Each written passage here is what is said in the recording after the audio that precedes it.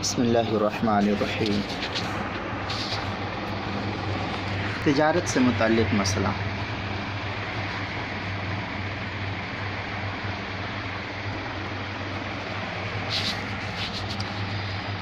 Income tax محکمے کو رشوت دینا۔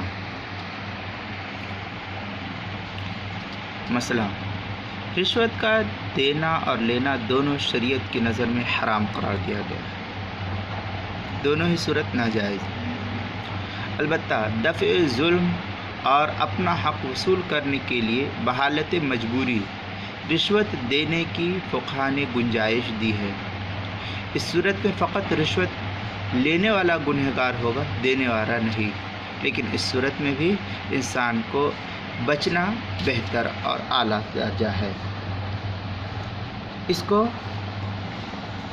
علامہ شامی رحمۃ اللہ علیہ نے رد المحتار کے اندر، فتاوی شام کے اندر لکھتے ہیں: ثم الرشوۃ اربعۃ اقسام، الثالث اخذ المال لیسوی امرہ عند السلطان دفعا للضرر او جلبا للنفع وہو حرام علی الآخر فقط۔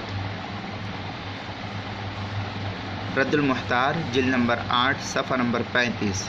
اسی طریقے سے اردو کتاب فتاوی محمودیہ جلد نمبر 18 صفحہ نمبر 455 456 کراچی سے جو چھپی ہوئی ہے وہ فتوے کے اندر ہے۔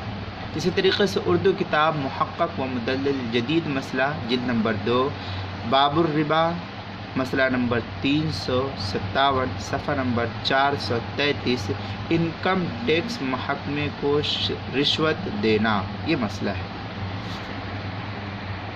السلام علیکم۔